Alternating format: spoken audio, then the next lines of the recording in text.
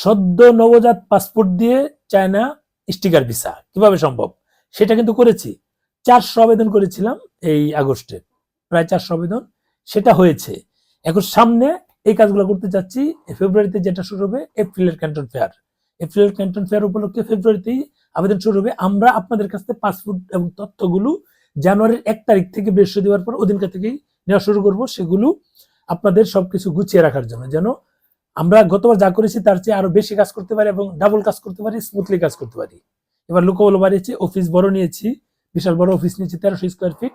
আর এছাড়া আমাদের তো আরো 2টা জায়গা আছে, তাদেরকে নিয়ে তো আছি, মিরপুরে আছে, আবার চট্টগ্রাম আছে, সেগুলো মিলিয়ে আমরা কাজ করব, অসুবিধা নেই। আপনারা নক দিন।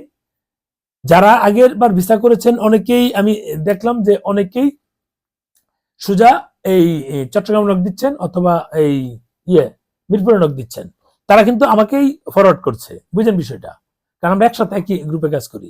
আমি অনুরোধ করব ওখানে নকনাদের শুধু এখানে করেন, আমাদের একটা সিরিয়ালের মধ্যে থাকে, ওনারা শুধু আবেদনগুলো করে, আর আমরা সব তথ্যগুলো করে বা আপনাদের সাথে পাসপোর্টগুলো সংগ্রহ করে আর্থিক কিছু বিষয় থাকে সেগুলো সংগ্রহ করে কিন্তু আমরা কাজগুলো শুরু করি। আমরা কাজ করছি ও আপনি অ্যাডভান্স 5,000 টাকা দিয়ে পাঠিয়ে দেবেন কাগজের সাথে, আর বাকি 7,000 টাকা তো হাই কমিশনে জমা দিতে হবে। আমরা 12,000 টাকাই নিব আগের মতো যেটা করেছি।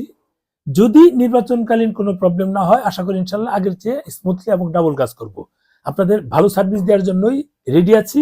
এখন আপনারা সময় মতো আপনাদের কাগজপত্র পাঠিয়ে দিবেন, আশা করি আগের চেয়েও ভালো হবে। এবং ঘোরার ক্ষেত্রে অনেকেই দেখেন, এই যে একটা অভিজ্ঞতা আছে, এটা নিয়ে আরেকটা ভিডিও দিব, যে যারা ক্যান্টন ফেয়ারে যায়নি তাদের একটা প্রবলেম হয়েছে, অনেকেরই হয়েছে, সেটার একটা ভিডিও দেখবো, সেটা দেখবেন আশা করি ইনশাল্লাহ।